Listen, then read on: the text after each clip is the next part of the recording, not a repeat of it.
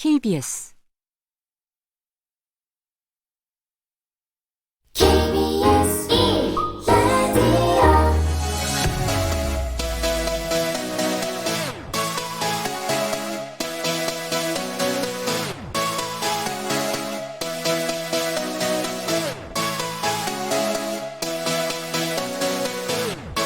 KBS 열린 토론.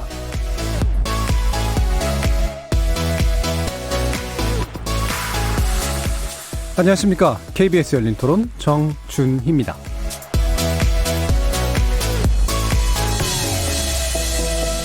KBS 열린 토론 매주 이 시간은 금요일은 나설 차례 나를 설득해봐 라는 코너로 함께하고 있는데요. 서로의 주장만 남기는 평행선 토론이 아니라 상대방을 좀 더 설득시켜보는 그런 시간입니다.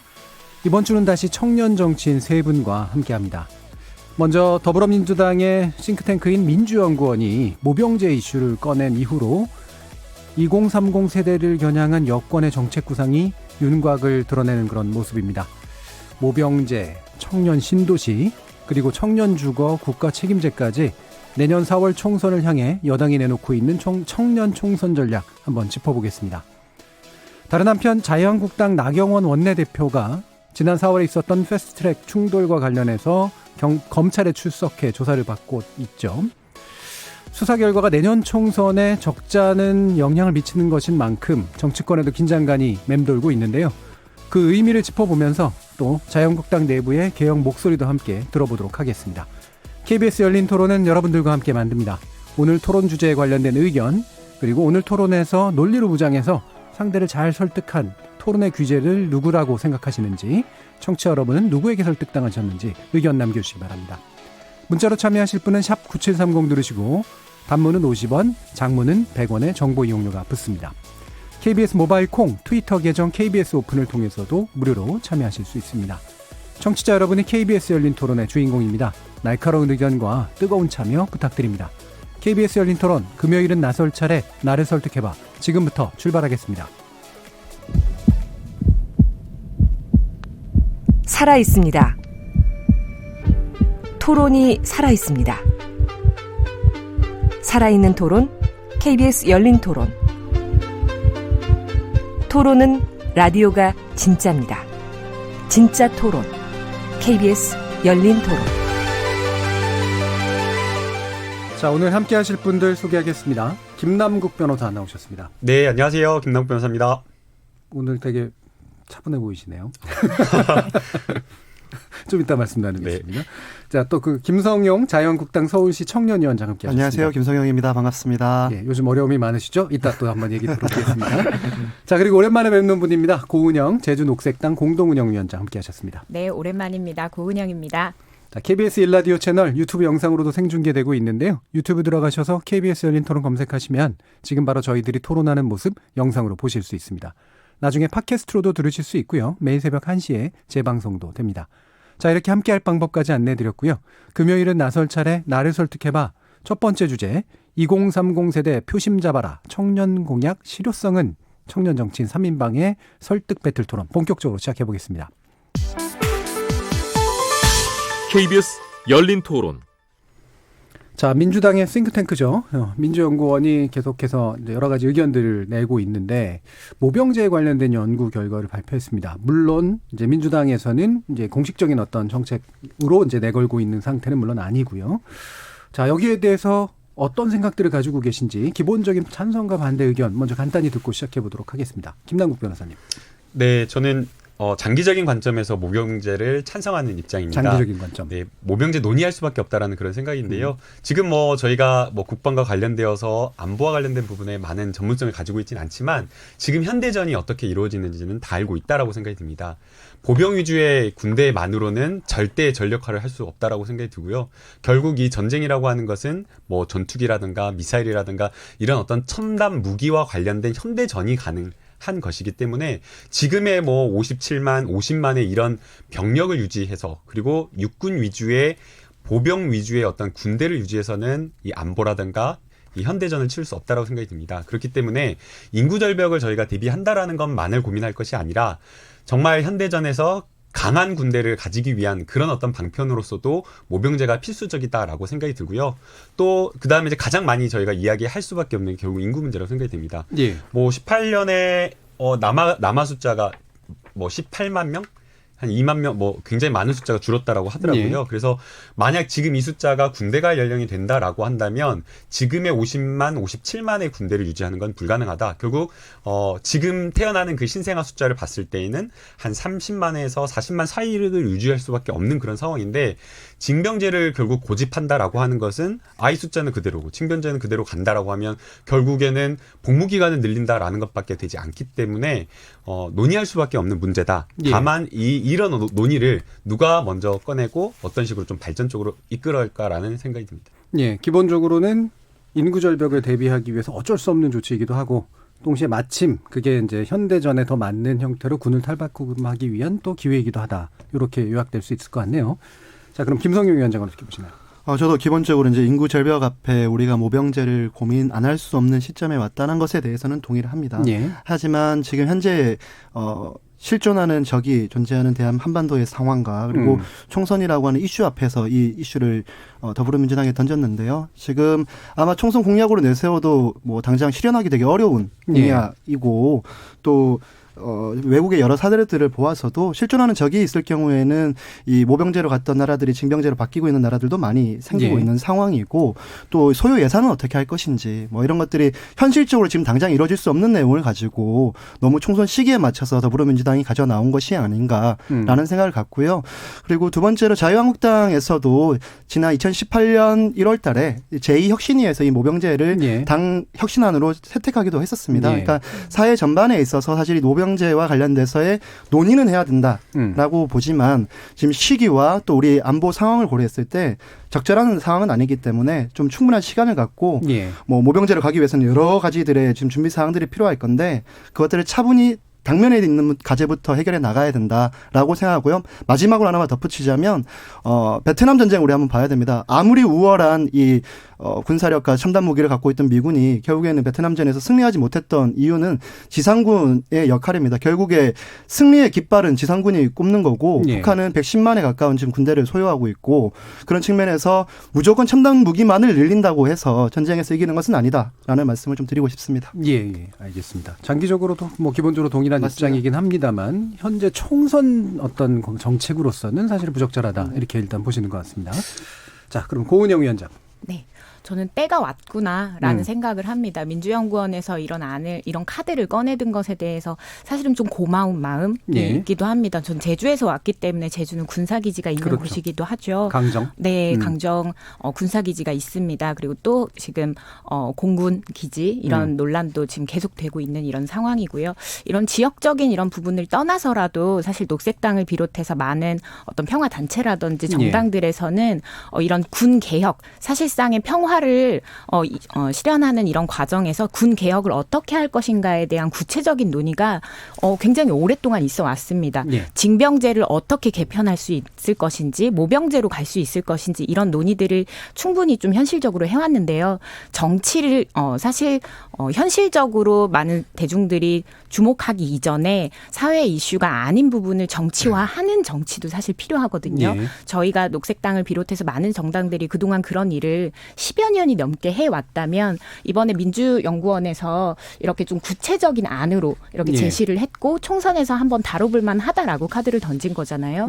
그래서 이제 때가 왔구나. 우리 사회가 어떤 방식으로 군 개혁이 일어나든 간에 군 개혁에 대해서 아무도 이야기하지 않았던 이 주제가 내년 총선의 아젠다로 다뤄질 수 있겠구나라는 부분에서 저는 일단 환영을 하고요.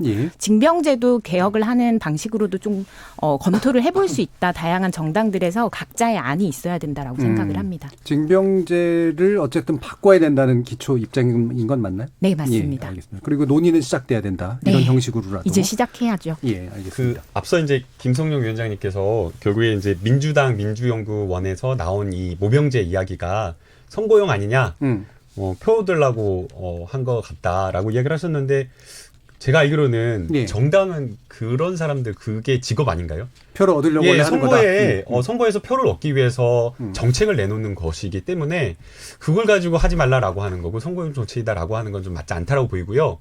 오히려 저희가 보편적 복지냐 선택적 복지냐 논의했던 그 시점으로 돌아가 보면 10년 전입니다. 그때도 역시나 마찬가지로 굉장한 논란이 있었지만 선거를 통해서 굉장히 이슈화되고 또 그것을 가지고 많은 토론을 하고 그리고 국민들이 결국에는 선거를 통해 가지고 이 정책에 대한 평가를 해서 대한민국의 방향이 크게 바뀌어졌거든요. 그래서 이 정치인들이 정당이 연구하고 고민해 가지고 이런 정책을 내놓는 것 자체가 선거용이다라고 하면서 비판할 게 아니라 오히려 더 뜨겁게 토론하고 정말 어떻게 대한민국이 가야 될지 그런 것들을 고민하고 선거로서 심판을 받는 게 이 정치인의 임무가 아닐까, 책무가 아닐까 생각이 듭니다. 네, 예. 마지막에 하신 말씀 그 국민들의 선택에 의해서 평가받아야 된다는 데서는 동의하는 바지만요.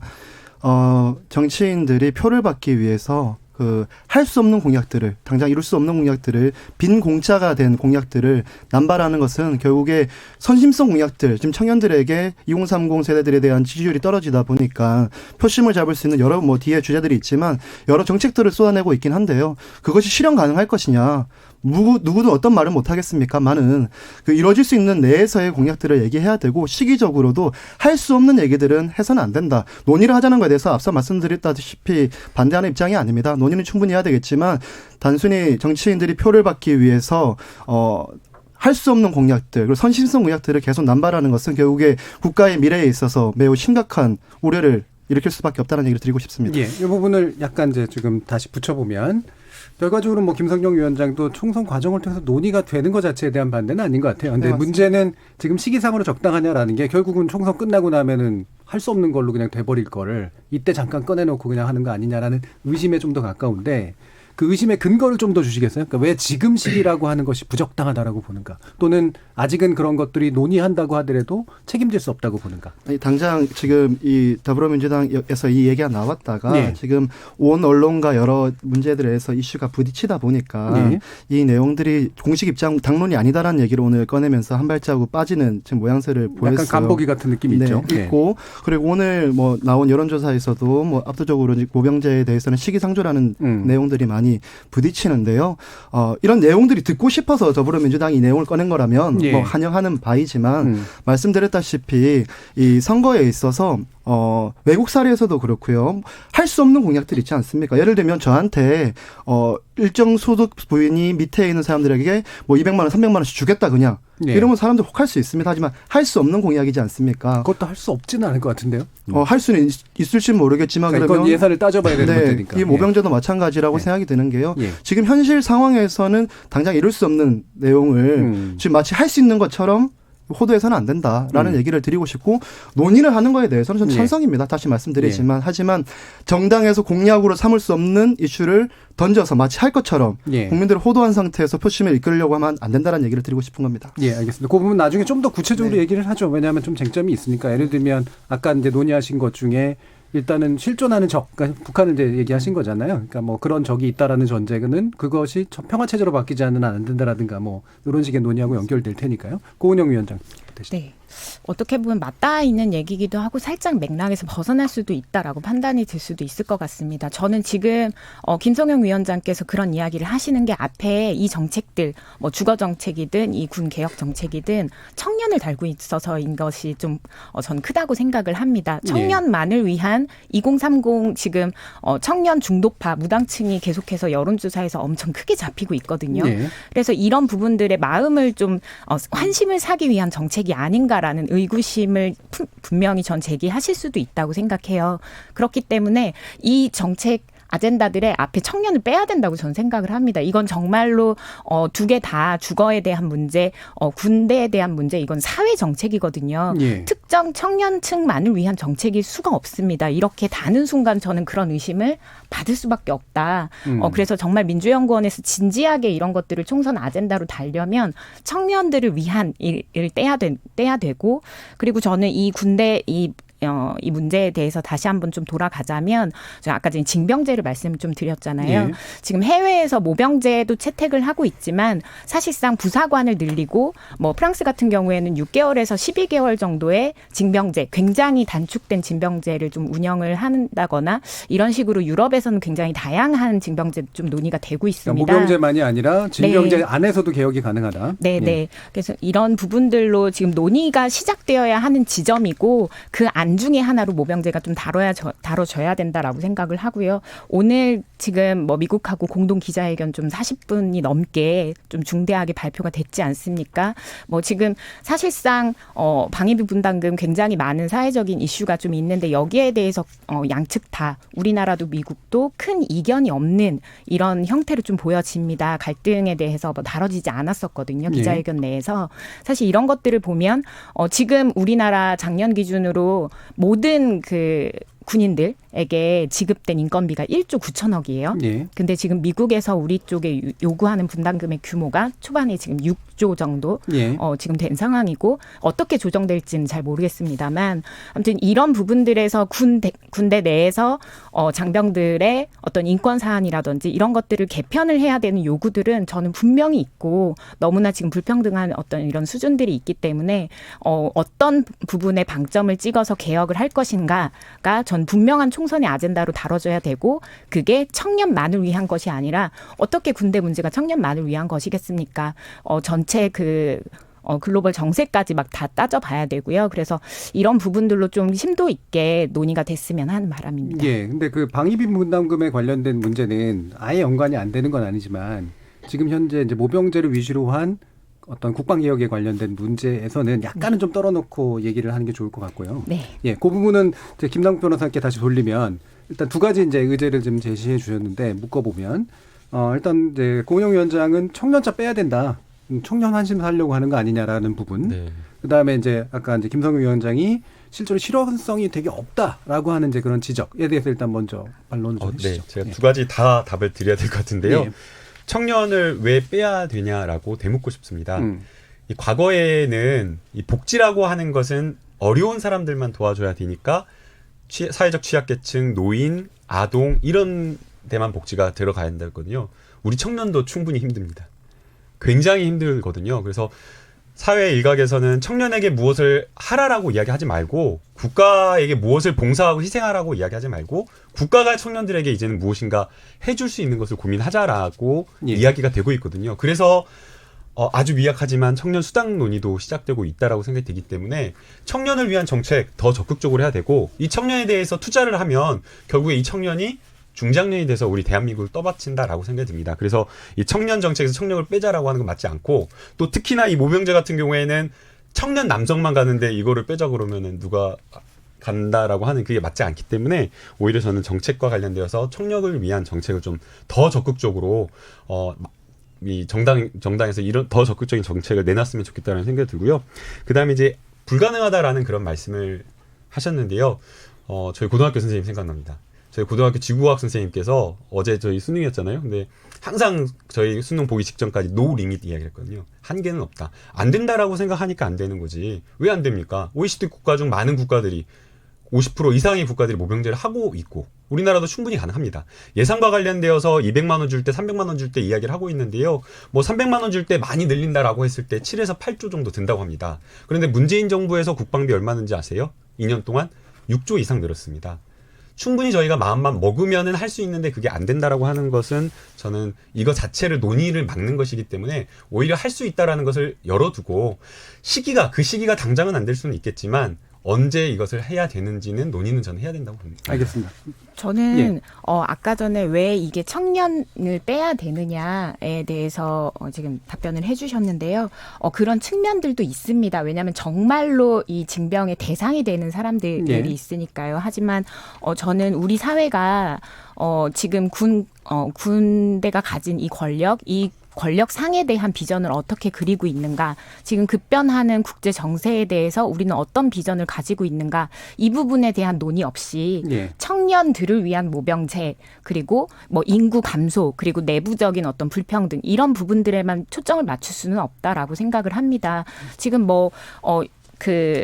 지난달이었죠. 우리나라 지금 뜨겁게 달궜던 지난 박근혜 전 대통령 탄핵 정국 탄핵 시작 때 사실상 쿠데타에 준하는 군대 문건이 이제 발견이 되면서 그게 이제 밝혀지면서 여러 가지 뭐 논란이 있었습니다. 뭐 진실이야 좀 따져봐야겠지만요.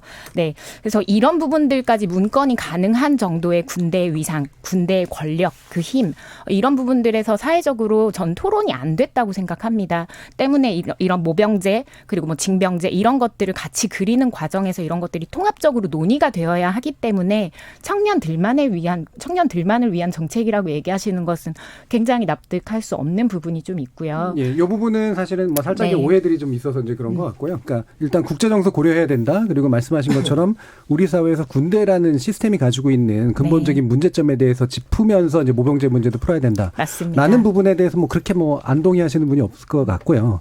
다만 이제 그러니까 이 부분은 좀 질문들 다 같이 드리고 싶어요. 왜냐하면 이게 이제 청년들이 일부가 적어도 그러니까 징병 대상이 되는 분들이 상당히 영향을 받는 정책인 건 맞는데 한번 따져보면 지금 그걸 투표를 하실 분들이 사실 20대도 이제 군대를 갔다 오신 분하고 안 갔다 오신 분 굉장히 마음이 다르잖아요.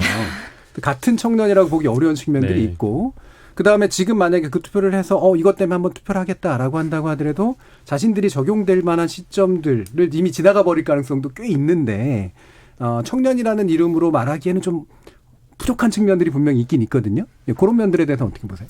근데 당연히 그 말씀하신 대로 갔다 온 사람, 저 같은 사람 경우에는 예. 배 아픈 것도 있고 그냥 굉장히 마음이 개인적으로, 달라지잖아요. 그렇게 예. 할 수 있는데 표심으로 보면 자녀를 둔 부모들을 예. 보면 네. 이 표가 엄청나게 많겠죠. 스펙트럼이 넓을 거라고 맞아요. 말씀드리기 때문에 뭐 청년의 문제이기도 하고 사회 전반적인 문제이기도 그렇죠. 하다. 예. 뭐 예. 그 부분은 그렇게 한번 전 짚고 싶고요. 뭐 내용이 다 좀 비슷한 것 같아요. 근데 제가 왜 현실 가능성이 없다, 노 리미티드 얘기하셨는데 얘기하는 게 이게 사례가 우리가 있습니다. 이 냉전이 끝난 이후에 많은 유럽의 국가들이 이제 바꿨잖아요. 최근에는 모병제로 바뀌었다가 최근에 이제 러시아가 크림반도를 먹으면서 많은 나라들이 다시 징병제로 바뀌어 가고 있는 상황이에요. 그리고 많은 나라들이 문제가 뭐냐면 수급이 안 돼요. 돈을 200만 원을 주든 300만 원을 주든 자유를 억압하는 이 군대, 살인의 기술을 배워야 되는 군대를 가고 싶지 않아 하기 때문이거든요. 그리고 우리 같은 경우에는 군발이라 부르고 군인들이면 되게 사회적으로 부정적인 인식을 계속 그렇죠. 주고 있고 또 예산을 어떻게 할 것이냐. 예, 예산 늘리는 거야 늘리면 되겠죠. 뭐 지금 거의 국가 부채가 거의 전 역사적 유례 없이 가장 높은 수준에 있고 계속 빚내서 예산 만들어서 지원하면 된다라고 생각은 합니다. 근데 실적으로 우리가 부담할 수 있는 범위 내에 예산을 어떻게 할 것인지 그리고 국내에 어떠한 환경 속의 변화와 국민들의 인식의 변화를 시켜야 될지 또 말씀하신 대로 바로 모병대가 아니라 징병제와 모병제를 하는 직모 혼합제를 뭐 통한다든지 이런 논의들을 통해서의 모병제에 대한 이슈를 던지거나 했어야 되는데 그래서 뭐 그 전 얘기를 했어야 된다는 얘기죠. 예를 들면 군대 처우를 어떻게 할 것이다. 뭐 아니면 인식 개선을 어떻게 할 것이다. 또 이게 지금 이만큼 줄기 때문에 이만큼 어떻게 앞으로 나갈 것인지에 대해서 진진한 고민이 필요하다. 그건 여야가 없습니다. 무조건 고민을 하는 아젠다를 진작 던졌어야죠. 이렇게 한참 끝나가는 국회 마지막에 와서 현실 가능성이 없다고 얘기하는 것이 이렇게 여러 가지 이슈들을 정리하지 않은 상태에서 모병제 우리 한번 검토해 보겠습니다. 라고 얘기하는 것은 불가능한 일이다. 그래서 모병제에 대해서 논의를 하는 것에 찬성하지만 선결해야 될 과제들이 너무 많고 바로 21대 국회에서 할 수 있는 일이 아니고 그리고 토론을 시작하려면 선제적으로 해야 되는 토론부터 우리 하자. 그 얘기를 좀 드리고 싶습니다. 그럼 모병제를 옵션으로 포함한 징병제 개선과 플러스 이제 어떤 군대에 대한 어떤 이미지라든가 여러 가지 시스템의 개선을 하나의 정책으로 만약에 만든다 이러면 어떻게 해요? 저 찬성하겠습니다. 예. 네. 저는 근데 그 김성용 위원장님 말씀을 좀 이해를 못 하겠어요. 어느 시점에 그러면 이 이야기를 꺼내라는 건가요? 먼저는 지금 이미 저희는 모병제와 관련되어서 이렇게 민주연구원에서 꺼내고 나왔기 때문에 우리 사회가 여기에 대해서 활발하게 토론하고 있는 거거든요. 지금 이렇게 토론한다고 해도 한 10년, 15년 뒤에 모르겠네요. 제가 살아있을 때 모병제가 될지 모르겠는데 이렇게 사회 논의가 시작이 되는 겁니다. 그런데 그 시작의 논의 자체가 잘못되었다, 안 되는 시기에 들고 나왔다, 선거 노린 것 아니냐라고 하면서 그 논의를 다시 틀어막는 것은 전 적절하지 않다라고 생각이 들고요. 근데 방금 이제 김성윤 위원장 같은 제 억질문에 답을 하신 방식이 모병제라고 해서 잘못이 아니라 모병제만이 마치 옵션인 것처럼 살짝 꺼냈다가 말다 하는 그런 모습이라는 게 실제로 좀 준비가 된 정책은 아닌 것 같다라는 그런 이야기인 것 같거든요. 네, 그 점은 집권 여당이기 때문에 사실 적절한 태도는 아니었다라고 생각이 들어요. 왜냐하면 정부 정책으로 나올 수 있다. 왜냐하면 이 여당의 연구소에서 나온 이야기이기 때문에 다른 곳이 아니라 민간에서 그렇죠. 나왔다라고 한다면 한참 뒤에 될 거다라는 그런 게 있을 텐데 이 집권 여당의 연구원에서 나왔기 때문에 곧 실현될 정책처럼 나오는 그 예. 문제는 있다고 생각이 듭니다. 그러나 이것은 이제 정당에서의 어떤 조율하지 못한 그런 어떤 정책과 관련된 설익은 정책들을 내놨다라는 그런 비판은 받을 수는 있지만 그거는 그 더불어민주당이 잘못됐다라는 것이고 더불어민주당이 잘했느냐 잘못했느냐 이것과는 별개로 우리 사회는 모병제와 관련된 논의를 시작해야 된다는 겁니다. 예. 그리고 그 시작을 해야 되는데 그게 안 된다는 논리로 지금 불가능하다라는 그 이유를 대는 건 적절하지 않은 예. 것 네, 짧게 설명하겠습니다. 모병제가 왜 지금에 갑자기 이 문제가 토론 주제가 됐나요? 그리고 이 시기 전에는 모병제에 관련해서 우리가 국가가 고민하지 않았나요? 제가 말씀드린 대로 자유한국당만 하더라도 2018년 1월에 제2혁신위에서 이 당론으로 채택하기도 했었고, 혁신안으로 채택하기도 했었고, 이전 대선에서도 이 부분에 대해서 충분한 계속 토론들이 이루어지고, 또 아마 잘은 모르겠지만 주위에 있는 국방과 관련돼 있는 일을 하시는 분들을 여쭤보면 이와 관련된 용역들도 많이 나와서 준비를 많이 하고 있는 것으로 알고 있습니다. 이렇게 어차피 준비를 하고 있는 과정인데 총선 앞에 딱 와서 한 정당이 총선의 공약인 것처럼 내세우는 게 전 잘못됐다라고 지금 얘기를 드리는 거지 이게 총선 더불어민주당 이 민주정책연구원에서 모병제 안을 던지니까 이 이슈가 붙었다. 저는 그 시각 자체는 잘못됐다고 생각을 합니다. 지금 계속 논의가 왔다라고 생각합니다. 예, 고정 위원장. 네. 그러니까 그 두 분의 이야기를 좀 사실 종합해보면 예. 이제부터 민주당이 당론으로 채택하고 적극적으로 논의를 이끌어 주셔야 되는 거죠. 총선에서도 책임지는 그런 모습들을 보이셔야 된다고 생각하고 자유한국당도 아까 말씀하셨던 그런 것들을 그런 역사들을 행보들을 계속해서 보이셨다면 그리고 거기에 대해서 마땅히 진정성이 있었다면 안으로 내놓으셔야죠. 그리고 토론을 하셔야죠. 그게 2020년의 총선 아젠다로 전 충분히 우리가 토론을 해볼 사회적 수용성이 지금 만들어진 상황이다라고 생각을 하고 그런 부분에서 다시 한번 지금 꼭 필요한 논의다라는 생각을 하고요. 여기서 모병제 많이 정답인가에 대해서는 좀 예. 저는 좀 우려가 있습니다. 결국에는 직업군인 그래서 전쟁에 대한 민감성을 떨어뜨리는 예. 이런 결과도 조금 저는 사실 좀 우려스럽거든요. 그럴 수 있죠. 예. 그렇기 때문에 다양한 안들을 정당에서 다 내놓아야 된다. 정의당도 내놔야 되고 녹색당도 내놔야 되고요. 저희는 이미 있지만 예. 이런 것들을 좀 내놓으면서 사회적인 토론이 되고 아까 말씀드렸던 우리 사회에서 군 권력을 어떻게 규정하고 운영을 해 나갈 것인가 거기에 대한 민주적 통제는 어떤 방식으로 해야 될 예. 것인가에 대해서도 전 통합적인 논의를 각 정당들이 해야 된다고 생각합니다. 알겠습니다. 예, 이 부분은 뭐 약간씩의 시각 차이는 뭐 있어도 그래도 기본적으로 그렇게 다르진 않은 것 같아요. 그러니까 징병제 개선을 비롯한 모병제까지 옵션으로 포함한 국방제도에 대한 개혁에 대한 논의는 적어도 총선 시기라면 던질 필요는 있는 것 같다. 다만 준비 정도에 따라서 이제 관점들이 약간은 좀씩 다른 것 같고요. 넘어가 보죠. 청년 문제에서 지금 청년 신도시 구상이 나왔습니다. 저는 이 말 처음 들었을 때 좀 이상하게 좀 느껴지긴 했어요. 예. 이분들만 모이라는 소린가? 그러니까 뭐 이런 것도 좀 예. 있었고 일단 뭐랄까 이렇게 이름을 만든 방식이 이렇게 썩 좋아 보이지는 않는데 그래도 문제의식은 좀 느껴지긴 하거든요. 어떠세요? 청년 주거 문제 또는 이런 식의 청년 신도시 구상 이런 거. 사실은 제가 이제 토론 주제가 이게 잡히다 보니까 무슨 내용인가 싶어서 예. 열심히 찾아도 보고 뭐 했는데 뭔 내용인지를 정확하게 지금도 이해를 열심히 찾아봤는데도 불구하고 잘 못 알아듣고 왔어요. 지금 3기 신도시 자리에 뭐 청년들만을 모여 있는 주거 시설과 인프라를 만들겠다라는 네. 이제 그 정도의 선언적인 내용을 빼고는 뭐 네. 어떻게 하겠다라는 구체적인 로드맵이 전혀 없는 이 공약으로 보았는데요. 사실 청년 주거 문제에 있어서 우리 많은 여야와 관계없이 정말로 고민 많이 해야 된다고 생각이 저도 합니다. 저도 네. 월세에 살고 있고 똑같은 입장인데요. 이렇게 한 군데에다가 임대주택 형식으로 한 도시의 청년 신도시 저소득층 사람들을 몰아놓으면 이게 사회적으로 어떻게 그 사람들은 볼까요? 이렇게 살고 있는 사람들은 되게 불우하고 어려운 청년들. 예전에 우리 무상급식 할 때 그랬잖아요. 근데 그 오해가 있는 것 같은데 이건 아닌 것 같은데요. 설명해 주시죠. 저소득층을 몰아넣거나 청년들을 몰아넣는가 예를 들면 아니고요. 공공임대라든가 전혀 이런 그런 거 것도 아니에요. 반대하시는 아니, 저는 잘못 하는데 그러니까 잘못하셨고요. 위원장님께 잘못하셨고 조소득층을 몰아넣거나 청년들만 거기에 살게 하겠다라는 게 아니고 예. 신도시를 지을 때에 청년의 주거와 관련된 여러 가지 정책 지원을 하고 있는데 그런 정책 지원이 효과적이지 못하다라는 거예요.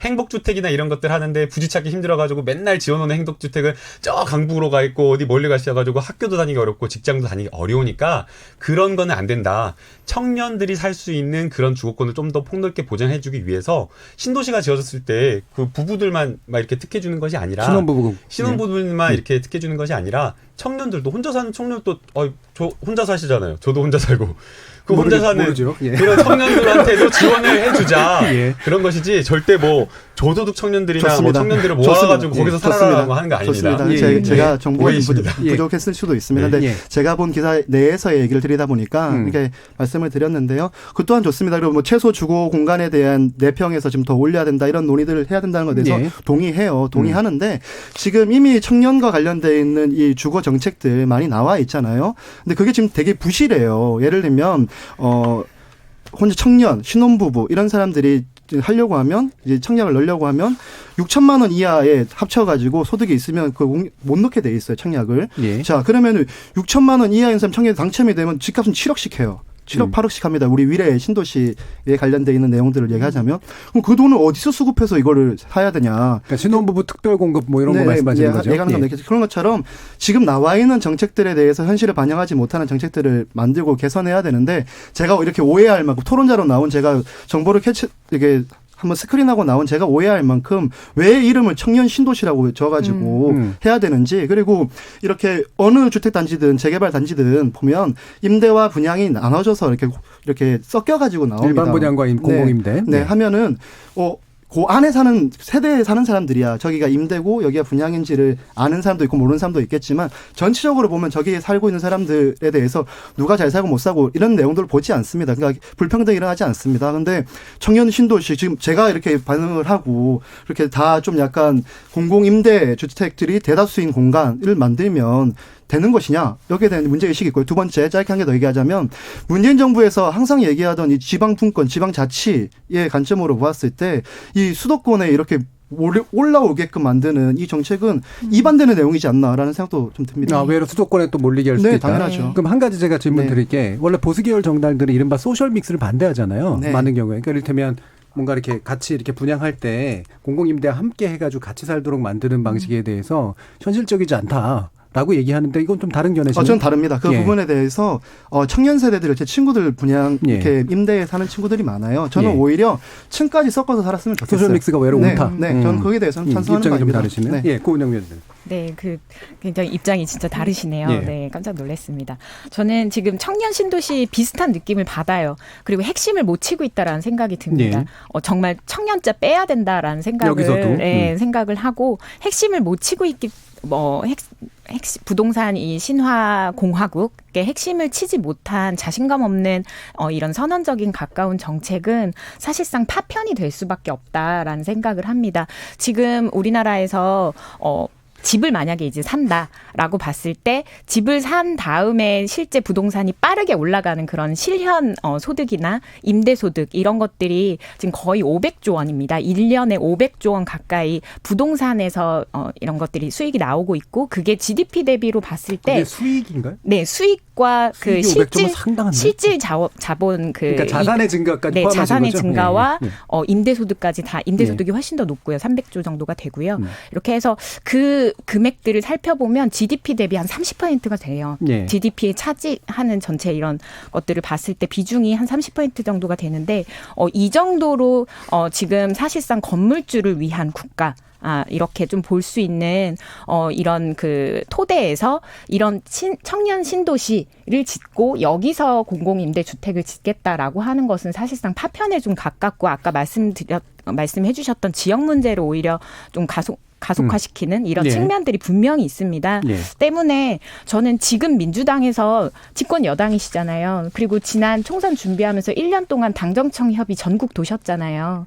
그때 예비 타당성 조사 이런 것들을 준비하면서 24조 원에 가까운 돈을 풀 것이 아니라 부동산 가격을 사실상 상승시킬 수 있는 그런 사업에 대해서 수렴할 것이 아니라 각 지역의 공공임대주택 어떻게 공급할 것인지 어떻게 부동산 가격을 줄여서 소유의 개념이 아니라 주거의 개념으로 해서 청년들이 그 지역에서 살아갈 수 있는지 예. 거기에 교육 네트워크 어떻게 해야 되는지 분명히 공약이셨어요.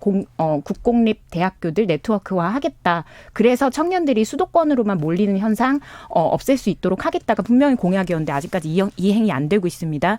이런 것들이 통합적으로 논의가 돼야지 지금 이렇게 청년 신도시 주거와 출산, 육아 등을 함께 할 수 있도록 하겠다라는 것은 이거야말로 정말로 포퓰리즘 포퓰리즘 정책이고 파편화된 정책일 수밖에 없다. 지금 부동산 이 소유의 문제에 대해서 문제는 인식하고 있으나 핵심을 치지 못한 공약이다. 지금 도시재생 그린 뉴딜에 수천억이 들어가고 예. 있는데 이런 것들 개편하는 안을 내놓으셔야 된다고 이른바 생각합니다. 이제 소유가 아닌 주거 위주의 부동산 정책이라고 표방한 바에 맞는 것들이 아직 잘 안 나온 상태에서 청년 문제로 부각시키고 있다 이런 얘기시잖아요. 맞습니다. 예. 근데 그럼 관련해서 청년 주거 국가 책임제라고 지금 검토되고 있는 부분은 어떻게 생각하세요? 이것도 사실상 청년 주거 부분을 비용을 지급하는 형태로 가겠다라는 예. 어떤 방향성을 분명히 가지고 있는 것 같습니다. 저는 단기적으로는 괜찮다고 생각해요. 예. 단기적으로. 왜냐하면 지금 실제 정말 그 비적정 주거에 정말 월세 4, 50만 원 이렇게 그 퍼부으면서 고단한 삶을 살고 있는 청년들이 많기 때문에 청년뿐만은 아니겠죠. 이런 것들이 있기 때문에 단기적으로는 좋은 정책이지만 지금 우리가 구체적으로 총선 때 정말로 아젠다로 해서 네. 논의해야 될 것은 지금 뭐 프랑스나 뭐 이런 그 국가들 그리고 싱가포르도 마찬가지인데요.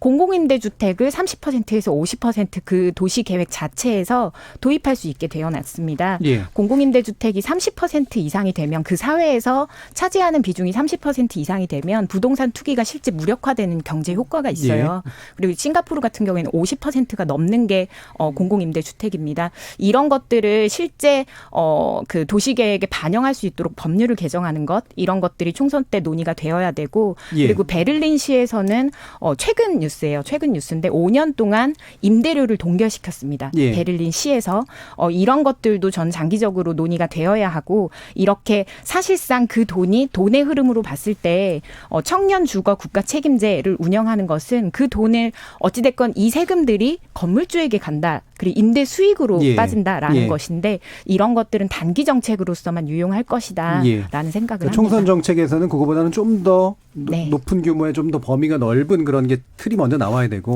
네. 이거는 이제 그 안에 하부 구조에 불과하다 이런 맞습니다. 거죠. 예. 지금 주거권을 얘기해야 될 때가 온 거죠. 예, 김남국 변호사님. 네, 고은영 위원장님 말씀해 주신 내용 공감이 가는 내용이고요. 예. 그 이야기를 하지 않았던 것은 아닙니다. 이미 지금 이 문재인 정부에서 초기부터 해서 부동산 공급과 관련된 부분, 임대주택 공급을 어떻게 네. 늘릴지에 대한 고민을 함께 해오고 있고요. 그런 정책을 안 하겠다라는 게 아니고 그런 정책도 적극적으로 확대해 나가면서 동시에 청년 주거를 다시 한번 생각해 보자라는 겁니다.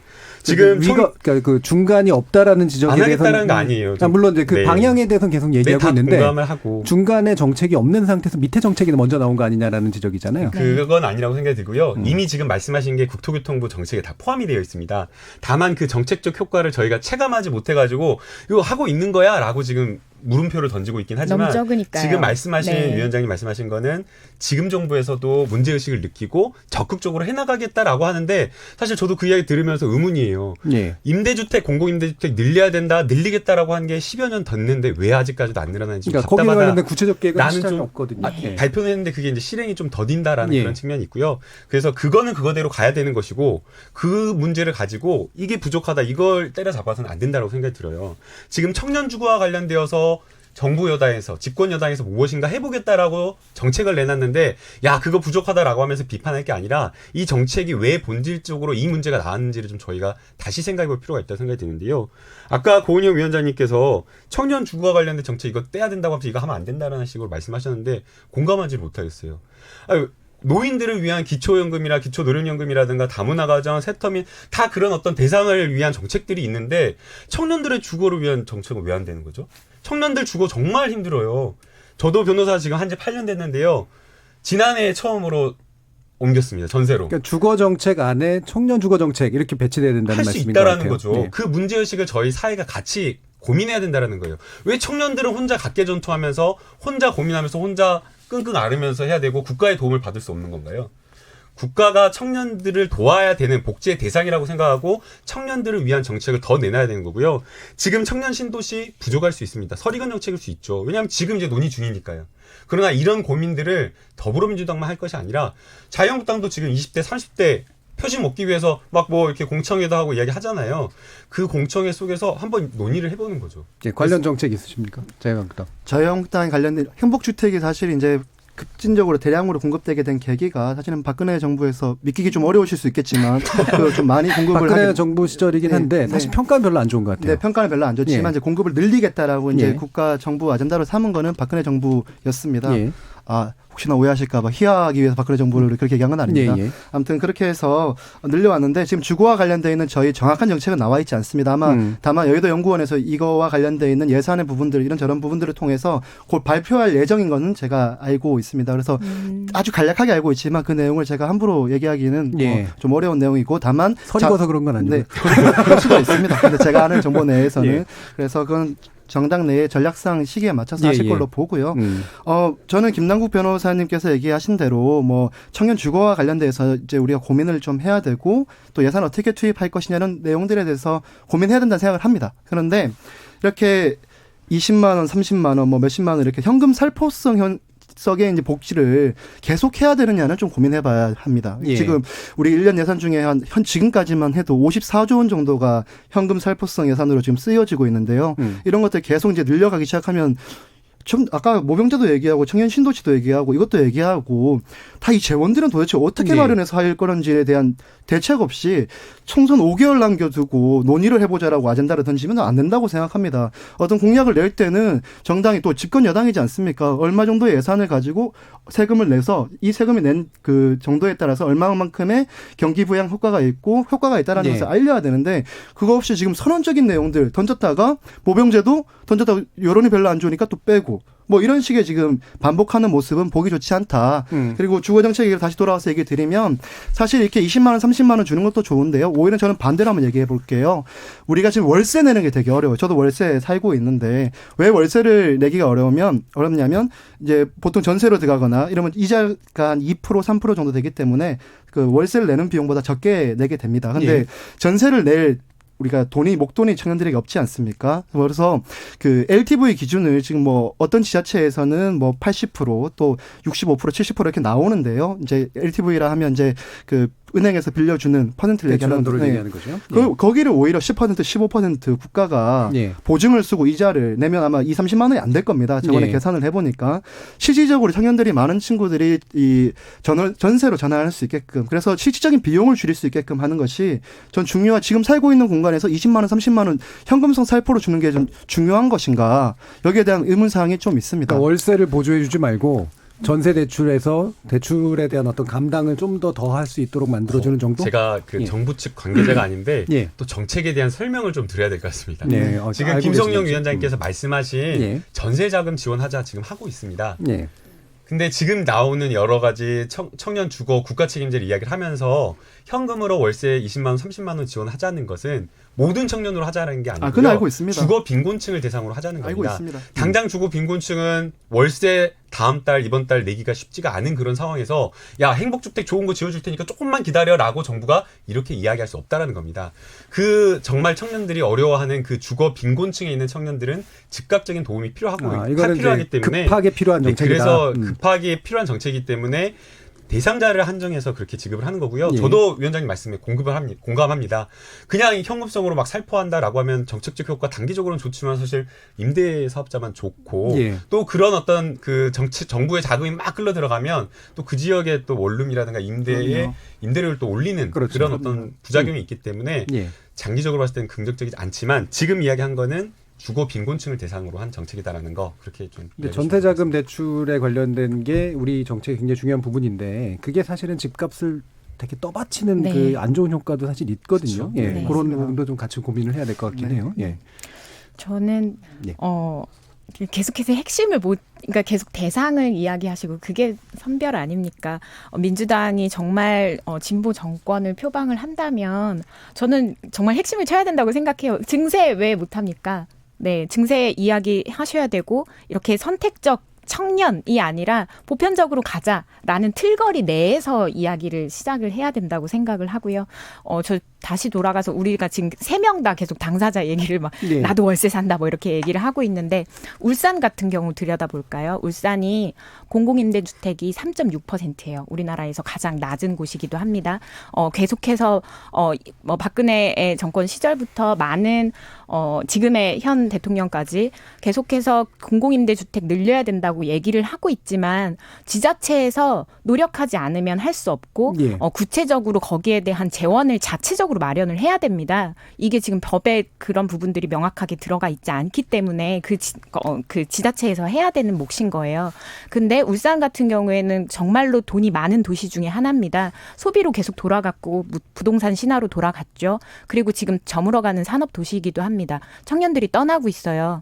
네, 청년들이 떠나고 있는데 공공임대주택 3.6%밖에 안 됐죠. 그동안 준비를 안 한 겁니다. 청년들이 이제 떠날 수밖에 없는 도시가 되어가고 있어요. 지금 전국적으로 이런 상황입니다.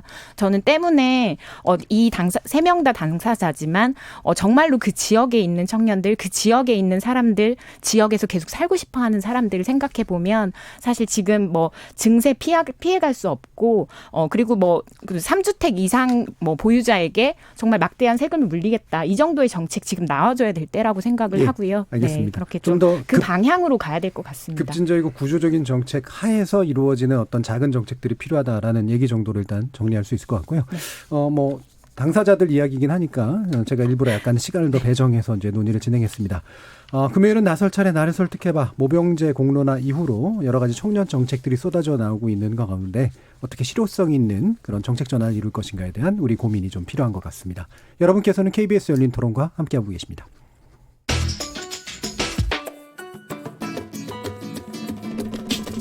묻는다, 듣는다, 통한다. KBS 열린 토론. 듣고 계신 청취자 여러분 감사드립니다. 들으면서 답답한 부분은 없으신가요? 궁금한 점은요? 그렇다면 함께 토론에 참여하시죠. 유료 문자 샵 9730을 이용하시면 됩니다. 단문은 50원, 장문은 100원의 정보 이용료가 있습니다. 스마트폰 어플리케이션 KBS 모바일 콩을 통해서도 무료로 참여하실 수 있습니다. KBS 열린 토론은 언제나 열려 있습니다. 듣고 계신 KBS 열린 토론은 매일 밤 1시에 재방송됩니다. 자, 그럼 지금부터 우리 토론 진행되는 동안 청취자들이 보내주신 의견 들어보겠습니다. 정의진 문자캐스터. 네, 안녕하십니까. 문자캐스터 정의진입니다. 2030 세대 표심 잡아라 청년 공약 실효성은 이란 주제로 청취자 여러분이 보내주신 문자 소개해드리겠습니다. 먼저 콩 아이디 1743님. 모병제가 됐을 때 과연 자기 자식을 군대에 보낼 국회의원이 있을까요? 표 얻으려고 하는 거 모르진 않지만 실행할 수 있는 정책, 지킬 수 있는 걸 하셔야죠. 콩 아이디 김혜숙님. 군대도 빈부격차가 있습니다. 돈 있는 자 군대 안 가고 돈 없는 자는 군대 가야 합니다. 모병제가 되면 흑수저만 군대 가는 세상이 될지도 모릅니다. 콩 아이디 2950님. 모병제는 시기상조라고 생각합니다. 모병제는 국민의 엄청난 세금이 소요되는 만큼 신중하게 결정해야 합니다. 콩 아이디 5712님. 부분적으로라도 모병제 해야 합니다. 환경과 기술이 바뀌는데 군 정책도 바뀌어야 합니다. 이스라엘 군의 대학 학위 과정 등도 잘 참고했으면 싶네요. 유튜브로 의견 주신 저스티스 바이 카산드라 청취자분. 상자 안에서의 논의는 답이 없습니다. 모병제를 시행하는 나라들의 각각의 장점과 단점을 국민들에게 알려 선택할 수 있는 기회를 주어야 합니다. 이를테면 공청회 등의 방식으로 말이죠. 콩 아이디 신창근님. 군 병력이 감소하는 추세에 모병제는 찬반 여론의 문제가 아니라 상호 단점을 보완하여 점진적으로 추진해야 한다고 생각하고 미리 토론해보는 것도 의미가 있다고 생각합니다. 이런 의견도 주셨습니다. 정부가 주거를 투기로 생각하는 가진 자들의 논리를 받아줄 필요가 없고 공공임대주택을 많이 만들어줘야 한다라고 보내주셨고요. 한글사랑님. 할 수 있으면 노인보다 청년에게 투자하는 게 미래를 위해서 좋습니다. 라고 해주셨네요. 네, KBS 열린 토론. 지금 방송을 듣고 계신 청취자 모두가 시민 농객입니다. 청취자 여러분들의 날카로운 시선과 의견 기다립니다. 지금까지 문자캐스터 정의진이었습니다. 뭐든지 이야기해. 날 이해시키려고 해봐. 서로의 대화가 하나 되길 기대해. KBS 열린 토론. 자, 후반부 토론 시작해 보겠습니다. 김남국 변호사, 김성용 자유한국당 서울시 청년위원장, 고은영 제주녹색당 공동운영위원장 이렇게 세 분과 함께 하고 있습니다.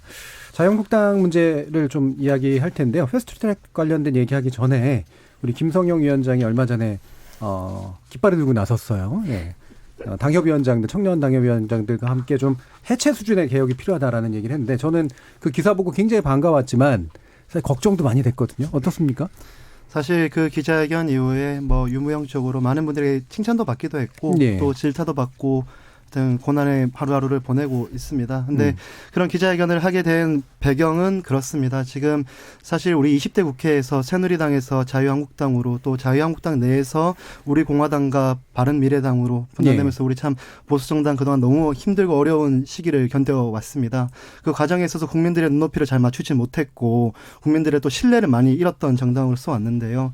지금 선거를 다가와 있는 이 현 상황에서 이 창조적 파괴를 하지 않으면 우리 보수 우파라고 하는 이 이념적 집단에 미래가 없다라는 절박한 심정으로 기자회견을 했습니다. 자유한국당의 간판이 중요한 것이 아니라 자유우파의 대통합과 인적 쇄신을 통한 대통합이 필요하다라는 관점에서 얘기를 했고요. 그 관점 속에서 저도 당 지도부에게 제 당협위원장이라고 하는 이 당직도 거취를 일임했고 또 그 당 지도부 내에 계신 분들도 국회의원님들과 다른 당협위원장들에 대한 기득권인 당협위원장과 출마와 관련된 모든 내용들을 일체 위임하자라는 내용으로 기자회견했습니다. 저는 이렇게 생각합니다. 지금 이대로 총선을 치르게 되면 저희 자유한국당이 제1야당으로 계속 살아남을 수 있을 것이라는 확신이 없다라고 생각을 합니다. 아무리 좋은 정당과 정부가 있다 하더라도 그거를 견제하고 대항하는 야당이 존재해야 합니다. 강력한 제1야당이 존재하기 위해서는 국민들이 지금 우리에게 요구하는 것은 인적 쇄신과 그리고 새로 달바꿈하는 보수파의 비전을 보여주는 일이라고 생각합니다. 그 속에서 할 수 있는 모든 것을 앞으로 할 생각이고 어떠한 앞으로의 억압이 있든 또 저희를 바라보는 의심의 눈초리와 걱정의 눈초리가 있더라도 지속적으로 우리 당에서도 이런 목소리들을 낼 생각이고 소장파가 사라진 자유한국당의 그 목소리의 한 부분을 저의 공천과 저의 당선 유무와 관계없이 모든 걸 던져서 우리 청년당협위원장들 한번 쌓아볼 생각입니다. 응원 많이 해주시기 부탁드립니다. 거의 기미독립선언서 5등은 자의 비장합니다. 그러니까 뭐 제가 웃자고 한 얘기는 아니고요. 그 정도로 굉장히 비장함이 느껴졌는데 제가 한두 가지 더 질문 드려볼게요. 그러니까 일단은 저는 그런 식의 그러니까 어떤 강력한 선언, 보수개혁이 필요하다라는 선언, 이 정도 가지고 안 된다라는 그거는 젊은 분들에 의해서 나오는 건 굉장히 의미가 있다고 보는데 당해체와 이제 재구성, 인적 쇄신이라고 하는 거에 대해서 이 선언문에 다 담길 수 없는 어떤 나름의 방향성이라는 게 있을 거 아니에요. 지금 가장 막혀 있는 게 뭐고 가장 먼저 뚫어야 될 게 뭐라고 보세요? 사실 우리 중진 의원님들 말하기 참 조심스럽습니다. 하지만 중진 의원님들 책임지지 않는 부분들이 있죠. 뭐 오늘 김성찬 의원님께서 또 불출마 선언 해줌으로 통해서 이런 의견들에 많은 힘을 실어주고 계신데요. 20대 국회 우리 탄핵을 경험했습니다. 그리고 보수 우파의 순간적 계멸을 느꼈었습니다. 우리는 그 순간을 함께했던 좀 책임 있는 중량감 있는 의원님들의 양보가 필요한 시기인데 그것이 좀 어려운 상황으로 지금 시닫고 있는 게 사실 가장 큰 문제인데요. 그걸 이제 시스템적으로 어떻게 바꿔볼 건지에 대해서도 아마 많은 논의들이 우리 당 내에서 있는 것으로 알고 있고 또 지도부에서도 그와 관련돼서 어떠한 이 프로그램대로 가야 될지 고민을 하고 있는 것으로 알고 있습니다. 근데 닥쳐서 해서는 어렵다고 생각합니다. 지금 우리는 국민들의 신뢰를 다시 회복받기 위해서는 지속적이고 국민들이 그만하라고 할 때까지의 인적 쇄신과 혁신을 해야 된다라고 생각을 합니다. 인적 쇄신은 충분히 이해가 가고 그래서 기득권을 가지신 분들이 내려놓자라고 다시 출발하자라고 하는 건 이해가 가고 근데 이게 민감한 문제인지 모르겠습니다만 바른미래당 유승민 쪽 의원 쪽하고 이제 얘기가 되는 과정에서 탄핵의 강을 건너야 된다라든가 이런 식의 표현들이 있잖아요. 예를 들면 이제 핵심 중에 하나는 결국은 박근혜 정부하고의 관련성에 관련된 문제일트라고 보실 텐데 이 부분 내부에서 어떤 방향이라고 보시는 거예요? 거기에 대해서 뭐 제가 그 부분에 대해서는 왈가부각이 되게 어렵지만 저와 또 저랑 같이 뜻을 함께하는 청년 당원들의 뜻은 그렇습니다. 대다수가 아니라 소수일 수 있습니다. 우리의 생각은 지금 사실은 제일 막혀 있는 이 부분은 사실은 박근혜 대통령에 대한 탄핵에 대한 평가겠죠.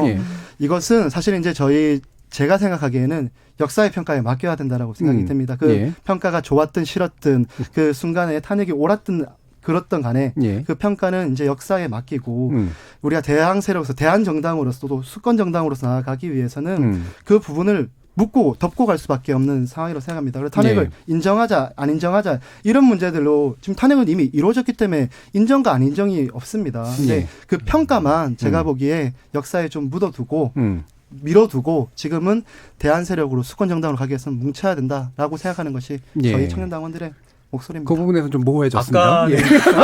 아까는 엄청 멋졌거든요. 그런데 갑자기 지금은 좀 덜 멋져요. 아니 이 정치라고 하는 것, 정치 아니다고 하더라도 그냥 우리가 조그만 동아리를 한다고 하더라도 자신이 어떤 한 행동에 대해서 책임을 지고 가는 거거든요. 그게 책임성이거든요. 정치에서 무엇보다 중요한 게 내가 내린 결단 그리고 거기에 대해서 왜 그렇게 했는지 국민들에게 알리고 국민들의 판단을 받는 거거든요. 잘못했다라고 하면 잘못했다고 해야지 무슨 역사가 평가를 해줘요. 그거는 너무 무책임한 말이라고 생각이 들고요. 그거는 통합을 위해서 과거에 잘못했던 일을 우리가 잘못한 거 아는데 아니면은 잘못 안 했다고 생각하는데 그냥 덮고 가겠다라는 것밖에 이야기가 들리지 않기 때문에 이건 좀 적절하지 않은 것 같고요. 제가 의경일 때 저는 그 광주에서 추미애 당시에 이제 추미애 의원이 전라남도 도청에서 5.18 묘역까지 삼보일비한 거를 그때 호위 차량으로 잠깐 같이 따라갔었거든요. 예. 그 기억이 나는데 예. 왜 지금 그 이야기를 하냐면요. 추미애 대표님은 탄핵과 관련되어서 잘못된 선택을 한 것에 대해서 본인이 그 과오를 짊어진 거예요. 그러니까 노무현 전 노무현 전 대통령 탄핵에 예. 대해서. 예. 그리고 그렇게 했기 때문에 한 10여 년 지나서 민주당원들이 다시 인정해줘가지고 당대표로 뽑아준 거거든요. 예. 그런 어떤 본인들의 정치인들이 선택에 대한 그 확실한 그런 판단이 있을 때에 새로운 무엇인가를 할 수 있는 거지. 그거는 통합을 위해서 좀 어려우니까 그거 그냥 탄핵강을 넘자 하지만 이게 탄핵강이 아니라 망각의 강을 넘는 것 같아요. 제가 짧게 얘기해 드릴게요. 예. 그 당시에 추미애 대표께서 할 수 있었던 이유는 당내의 전반적인 목소리가 동일했고 또 국민적 요구가 거의 그렇게 같기 때문에 가능했는데 지금 저희 자유한국당 또 우리 공화당 바른미래당 같은 경우에 이 탄핵과 관련되어 있는 서로들의 평가들이 다 조금씩은 간극이 다 다릅니다. 예. 또 우리 공화당과 바른미래당은 대척점에 서 있고요. 근데 제가 말한 건 뭐냐면 소위 말하는 우리 보수 우파라고 하는 사람들의 가치, 자유민주주의와 시장경제를 수호하고 자유와 책임의 가치를 가장 중요시 여기지 않은 이 세력들은 지금 그 박근혜 대통령의 탄핵이라는 문제 하나만을 가지고 이렇게 묶여서 이걸 잘했다 안 했다 이걸 또 맡기고 이런 문제가 아니라 예. 이것은 역사의 평가를 묻어주라는 게 약간 사실은 비겁해 보일 수도 있을 것입니다. 예. 하지만 그러함에도 불구하고 더 중요한 가치가 말씀드린 대로 이 서울시의원만 하더라도 105명 중에 99명이 저희 당 6명이 있습니다. 그리고 서울시 지방자치구 중에 25개 구 중에 한 곳을 제외한 24곳이 지금 더불어민주당 소속의 구청장을 하고 계십니다. 자유한국당이 좀 더 많이 당선됐으면 좋겠습니다. 네. 그렇기 위해서는 선거법 개정에 갑자기? 적극 좀 공감. 갑자기 이제 쪽지 예산 끼워넣지 마시고요. 짧게 정리해드리겠습니다. 이렇게 한 행정적인 과 사법적인 내용 이 관점에서 다 한 세력이 지금 잡고 있는 상태에서 입법 기간마저 우리가 많이 뒤처지게 되면 정말 아무리 좋은 권력도 길게 진행하게 되고 권력을 소유하게 되면 부패가 일어날 수밖에 없고 또 당연히 또 견제하는 세력과 감사하는 세력이 있어야 됩니다. 그래서 우리가 대한정당 또 수권정당으로 나아가기 위해서는 그 박근혜 대통령의 탄핵이라는 문제를 자꾸 들추어서 우리 자유우파에 관련된 내용입니다. 들추어서 평가를 하기보다는 묻고 우리가 하고자 하는 가치 싸움을 가치 투쟁을 해야 된다라고 저는 생각했기 때문에 이런 얘기를 드린 겁니다. 좀 덜 멋있어 보이더라도 이게 제가 가지고 있는 신념입니다. 예, 제가 뭐 이제 어쨌든 나름대로 좀 이해한 내용으로 좀 정리를 해볼게요. 그러니까 사실은 이제 박근혜 전 대통령에 대한 탄핵이 옳았냐 그렇냐 누가 잘못했냐라는 문제의 가치다 보면 보수파가 지향해야 될 제대로 된 새로운 가치를 얘기하는 게 외려 지체되고 그다음에 불투명해지는 경향이 있기 때문에 그 부분은 비겁해 보이더라도 일단 역사의 판단에 맡기고 그다음에 보수파가 새로 지향해야 될 가치 체계 위주로 당을 새로 한번 만들어 보자. 그 얘기를 시작하자. 이런 쪽에 가까운 것 같아요. 맞습니다. 예, 고은영 위원장님. 저는 개인적으로 오염된 보수, 나아가서 오염된 정당은 이 사회에 존재할 필요가 없다라고 생각을 하는 사람 중에 한 명입니다. 그리고 어떻게 오염된 걸 말씀하시는 건가요? 네, 지금 굉장히 많은 오염이 있었죠. 지금 저는 세월호 때 각성한 사람 중에 한 명으로서 평범하게 살다가 예, 각성한 예. 사람 중에 한 명이고 현장을 가지고 있는 투쟁가 중에 한 명인데 굉장히 간헐적 단식 투쟁을 하신다든지 현장을 조롱하는 어떤 갖은 막말이나 어떤 인간의 존엄 자체를 침해하는 의원들의 행보들을 봤을 때 굉장히 이런 짜기 식은 시선으로 오염된 보수, 오염된 정당의 모습을 자유한국당이 하고 있다라고 보편적 그동안 가치 측면에서 분명히 잘못된 행동을 한 것들. 네, 예. 맞습니다. 그런 것들을 봤을 때 굉장히 실망이 컸었고 그런 시선으로 계속 자유한국당을 봐왔단 말입니다. 근데 이번에 이런 그 선언을 김송영 위원장 그리고 다른 청년 당협위원장께서 그런 기득권을 먼저 내려놓겠다라는 선언을 하셨을 때 사실 조금 굉장히 기대가 컸고 이렇기 때문에 보수의 정당들도 계속해서 나아갈 동력을 만들어 가고 있구나라는 생각을 좀 하게 됐습니다. 저런 목소리가 내부적으로 힘을 받고 계속해서 크고 성장을 해야 자유한국당도 우리나라에서 정말 기여를 할 수가 있구나라는 그런 생각을 했는데 그렇기 때문에 저는 좀 더 강하게 세게 나가셔야 된다. 탄핵건에 대해서 아까 제가 이제 민주연구원께서 이제 정책 비판할 때 네. 핵심을 못 치고 있다라고 말씀을 네. 드렸어요. 핵심을 치셔야 된다고 저는 생각을 하고요. 분명히 역사가 기록할 것이다. 역사가 평가할 것이다라고 하셨는데 역사가 평가하기 전에 먼저 평가한 자들로서 저는 선도적인 역할을 해주셨으면 그런 생각이 들고요. 그리고 지금 패스트트랙 얘기하다가 이렇게 예. 됐는데 패스트트랙이 결국에 선거제도 개혁이 되어야 하는 이유는 건강한 가치체계를 가진 정당들이 진입을 해서 서로 토론하고 타협해서 이 사회를 좀 더 나아가게 만들어보자, 정치 잘해보자라는 취지 아닙니까? 예. 건강한 정당이 들어가야 됩니다. 근데 탄핵 부분에서 결렬 없는 정당이 안에 들어가서 또 다른 계속해서 이 분쟁의 씨앗들을 가지고 들어가는 것은 2020년에 총선의 정신이 아닐 것이다. 패스트트랙이 지금 이 과정까지 끌어가는 어떤 이런 취지나 국민들의 어떤 열망이라든지 민주당을 비롯해서 다른 당의 어떤 이런 열이라든지 이런 것들은 사실상 건강한 정당들이 건강한 정치하자라는 것이고요. 예. 그리고 오염된 보수, 오염된 정당의 모습을 탈피하는 과정에서 김성용 위원장님 같은 분들이 역할을 다해 주셨으면 정말 참 더 멋있겠다라는 생각을 좀 예. 해봅니다. 이 얘기는 일단 여기서 좀 네. 약간 정리하면서 이제 또 약간 남은 문제 가지고 얘기를 해보죠. 그러니까 이런 것 같아요. 그러니까 보수파를 지향하고 지지하시는 분들인데도 현재 자유한국당이나 각종 보수 정당을 지지할 수 없는 뭔가 유보하게 되는 마음을 제대로 좀 들여다봤으면 좋겠다라는 게 아마 저는 고 위원장이 하시는 말씀의 좀 의미인 것 같고요. 그 부분은 충분히 아마 김성영 위원장이 아프게 받아들이는 그런 부분일 거라고 좀 믿습니다. 그럼 요 부분은 이제 좀 얘기를 해야 되니까 우리가 25분 전에 나경원 이제 원내대표가 이제 패스트트랙 수사, 검찰 수사에 결국 응했고, 근데 사실은 뭐 이렇게 검찰 수사가 굉장히 오랫동안 이제 지연된 상태잖아요. 일단 자유한국당의 내부 분위기는 어떤가요? 패스트트랙 관련돼서 사실은 좀 저희 자꾸 내부의 정보를 묻는데요. 저는 내부 사람이라 보기에 좀 뭐 내부 어려운 정보 들을 기대는 별로 없습니다. 아마 이것 때문에 예. 오늘 하루 종일 뭐 이렇게 뒤숭숭했다는 얘기는 뒤숭숭은 제가, 했다. 얘기 들었고요. 그리고 이제 청년 당협위원장 또 청년 당원 입장에서는 늦었지만 하여튼 잘 가서 조사 잘 받고 오셨다고 생각이 들고 예. 또 앞에서 했던 말씀들을 가지고 지금 뭐 여당이나 이런 분들에서 공격은 하지만 전 또 말씀하신 것도 우리 당 입장에 봤을 때는 충분히 할 수 있는 얘기들을 하셨다고 생각합니다. 당의 입장에서는 네, 하셨다라고 생각이 들고 다만 좀 시점이 좀 더 빠르고 좀 선제적으로 조사에 적극적으로 임하셨다면 어땠을까? 빨리 털고 갈 걸 그랬다. 좀 아쉽습니다. 그 부분. 예. 김남국 변호사님. 네, 우선 이 나경원 이 원내대표의 행동이나 발언 자체가 매우 부적절했다고 생각이 듭니다. 뭐 사보임이 위법하니까 본인들이 그걸 막기 위해서 한 행동이기 때문에 이런 불법한 행동이 위법하지 않다라는 이런 주장을 하는데 이거는 진짜 고등학교 중학생들 조금만 법학 개론 배웠다라고 하면 그 친구들도 아니라는 거, 잘못된 주장이라는 거 압니다. 그래서 이런 어떤 정치적 주장 이제 그만하시는 게 저는 좋다라고 생각이 들고요. 국민들에게 책임 있는 모습으로서 수사에 응하고 또 지금 이 문제는 자유한국당 의원들을 수사받으면 되지만 사실 이 문제의 본질은 그게 아니잖아요. 예, 뭐 보좌관 문제도 있고 개별 의원님들 그렇죠. 문제가 있는데 그거를 나경원 원내대표 내가 책임지겠다? 우리 현행 형법상 그럴 수가 없습니다. 그래서 예. 그 문제는 각자 개별 의원들이 책임을 지고 또 정치적 책임은 다른 방식으로 지는 게 맞다라고 보이고요. 예. 국민들한테 중요한 것은 뭐 나경원 의원이나 자유한국당 수사 받는 것도 중요합니다. 그게 사회 정의가 바로 서는 거니까. 그것보다 더 중요한 것은 이 패스트트랙 법안과 관련된 부분입니다. 여러 가지 우리 사회에서 굉장히 중요한 부분을 변화시킬 수 있는 개혁 입법이 올라가 있는데 거기에 대해서 논의를 거부하고 있는 이 모습, 이거 자체가 자유한국당의 변화나 어떤 혁신 이런 것들을 가로막는 것이라고 생각이 됩니다. 그래서 네. 아까 김성용 위원장님이 좀 더 세게 무엇인가 더 하고 싶다라고 하셨다면 이런 어떤 주제 가지고 나경원 의원 이렇게 했을 때 왜 이렇게 수사 안 받았냐라고 하면서 성명 내고 그다음에 패스트트랙과 관련되어서 왜 우리가 회피하는 모습 보이느냐, 토론에 적극 임하자. 자유한국당만 옳은 이야기 하는 거 아니잖아요. 민주당 이야기하는 거 다 옳은 거 아니잖아요. 그러면 옳지 않을 때 어떻게 해야 돼요?